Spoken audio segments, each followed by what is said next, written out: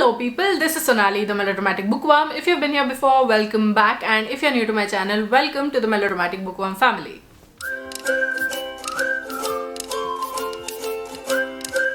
I'm here today with a book tag. I haven't done one of these in a long time, it feels like, except for the Media Book Freakout tag, which is like a staple. Like, I have to do that every year.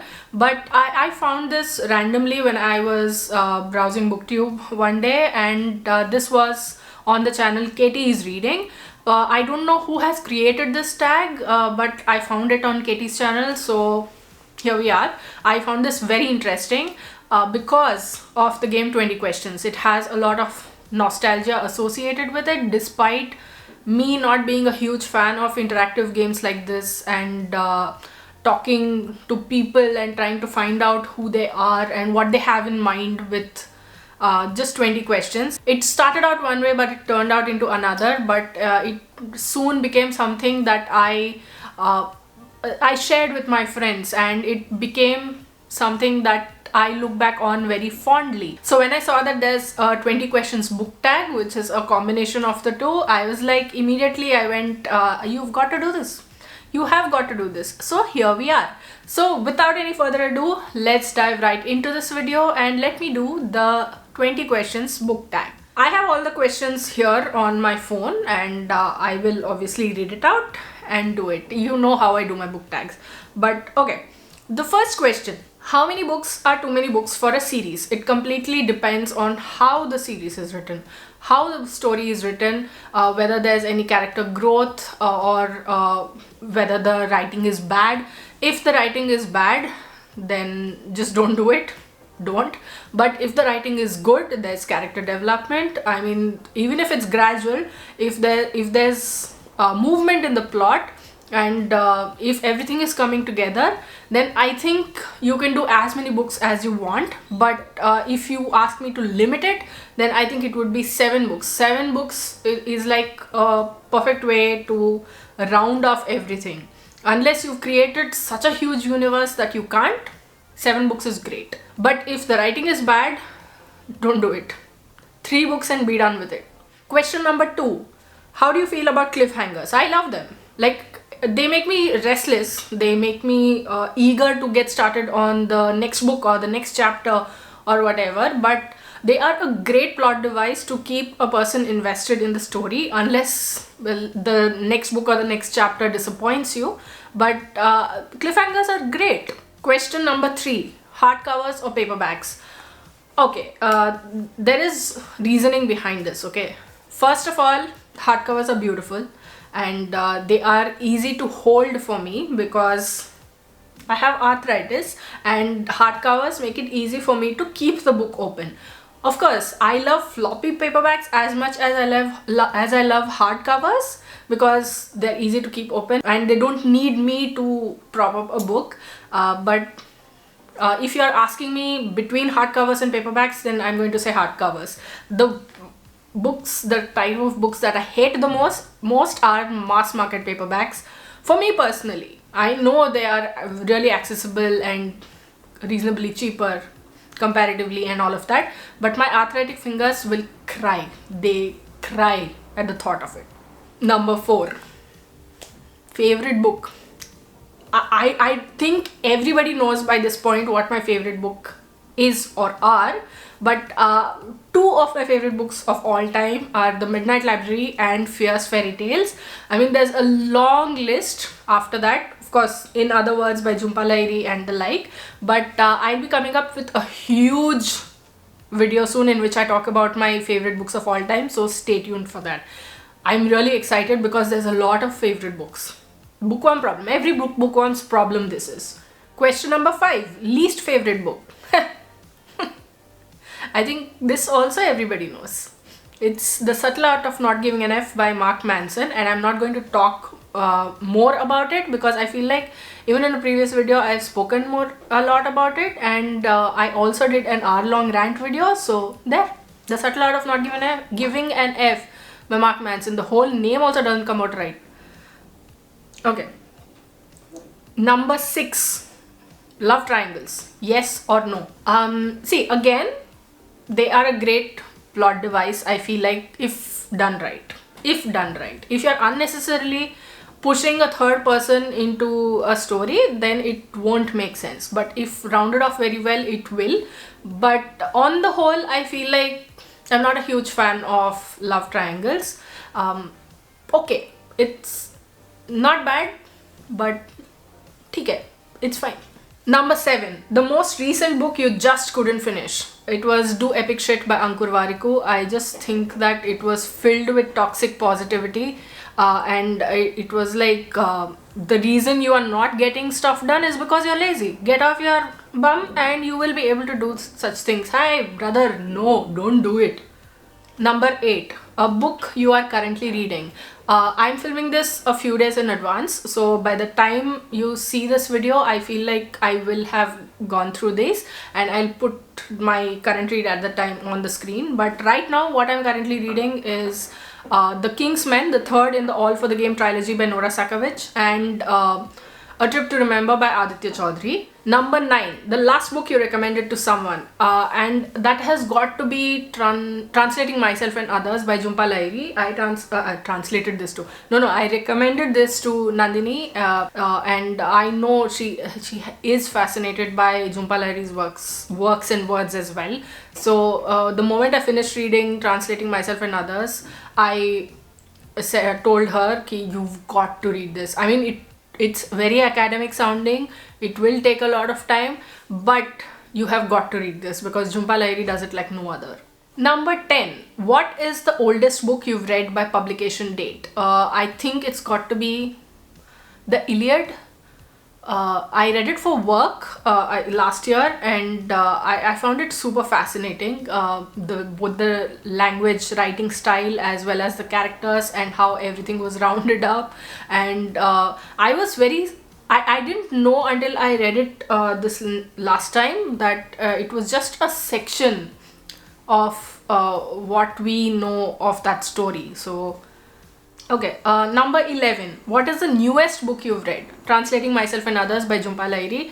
It's about Jhumpa Lahiri's experience with translation. It's a non-fiction book in which she talks about translating her own works and for others. She's also done a bit of dissecting for the stories, Italian stories that she has translated.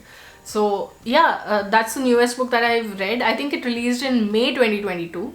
After that, I haven't read any new releases. So number 12, favorite author. I did a full video about this in which I spoke about 7 of my favorite authors of all time. But if you'd like me to list out, Matt Haig, Nikita Gill, Elizabeth Acevedo, Madeline Miller, John Green, Jhumpa Lahiri, Sabaa Tahir. These are my absolute favorite authors of all time. I'd do anything for them. Anything. Number 13. Buying books or borrowing books. Back in India, there's no library, extensive library where you can find any book that you want to read at any particular point in time. And the books there are comparatively affordable. They are reasonably priced than when compared to books in Australia. So I used to buy Kindle ebooks, I used to buy books from online stores and the like, and so there I preferred, for lack of a choice, I preferred buying books. There were a couple of second-hand bookstores also, so you can't really borrow from them, right? So there it was buying books, but here there's like a huge library system and all, public library system and all. Here I would choose borrowing books unless it's something that I'm really crazy about, it's an author that I'm really crazy about. I would say borrowing books over here. I can always borrow a book, read it. If I really love it, then I can buy it for my collection later on. I do have a wish list like that in which I've named it read but want to buy. So in that wish list, there are books that I've already read, but that I want to add to my physical collection. Number 14, a book that you dislike that everybody seems to love. I really want to say The Subtle Art of Not Giving an F by Mark Manson, but I do know a lot of people who also don't like it, who hate it almost as much as I do. So that's why I'm going to pick a different book. I think I'll pick Peter Pan by J.M. Barrie for this. There are so many people who say that it's the most magical book they've ever read, that they've learned so much from it and all of that. And okay, fine, I see the magic, I see what and all of that, but this is a book that I dislike from the depths of my heart.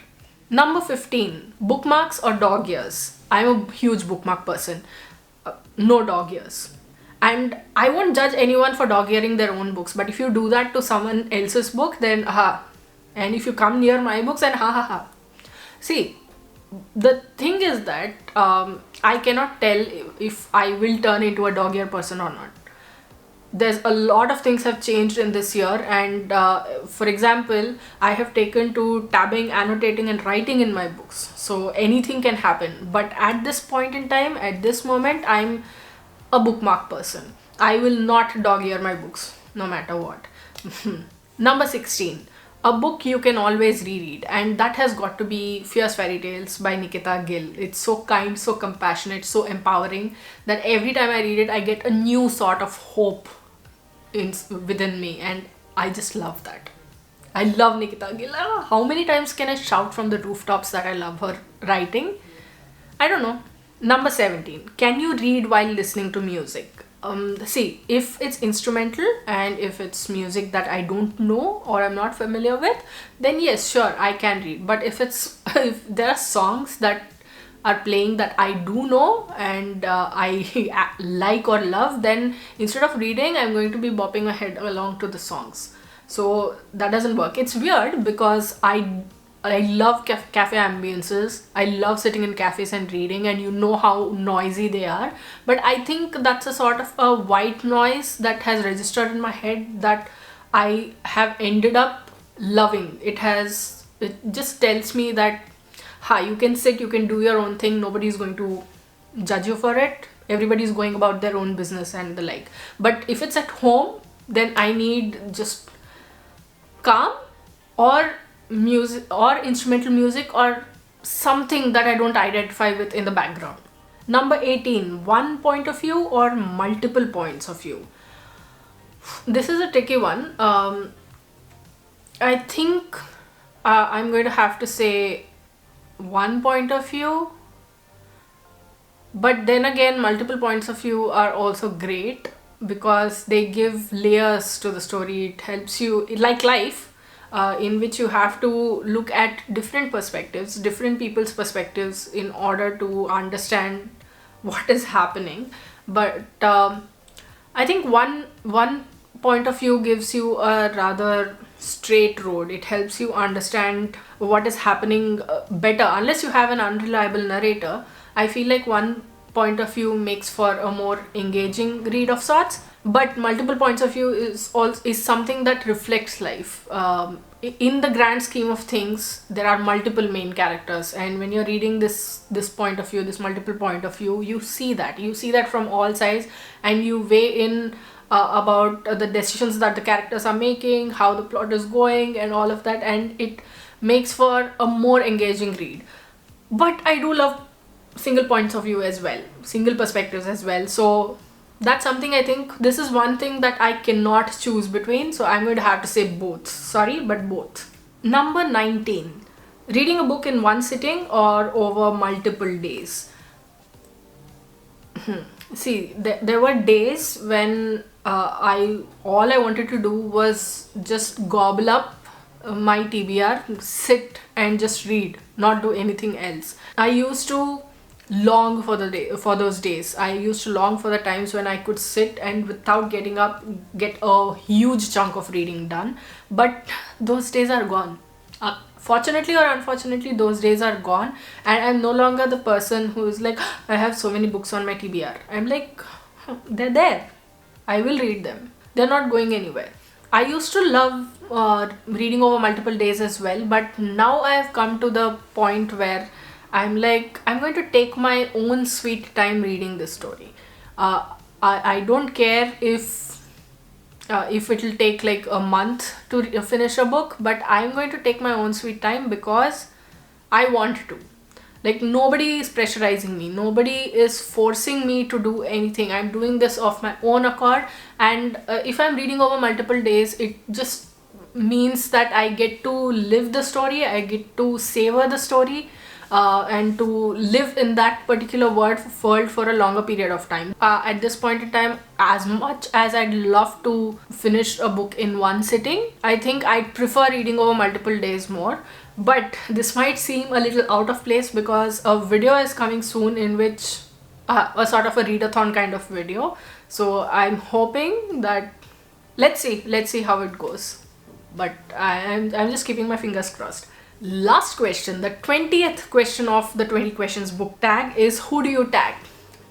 Anybody who wants to do this video, or if you want to do it on your blog or anything, anywhere, Instagram, blog, any social media of sorts, do it. I'm tagging you all. So that was my 20 questions book tag. I've also done this in a blog post format. If you'd like to go check that out, link is in the description box below. What did you think of this video? Did you like it? Did you not like it? Are you going to go ahead and do a video for this, or a blog post, or an Instagram post, or what are you going to do this? If not, you can also leave your answers to any of the questions that you'd like to pick in the comments below. I would love to hear from you. If you like this video, please like it and share it to spread the word. And if you like my content and would like to see more from me, don't forget to hit subscribe and click on the bell icon beside the subscribe button to get notified as and when I post new videos. Thanks for watching. I'll see you in the next video. Until next time, keep reading, keep watching, and add melodrama to your life.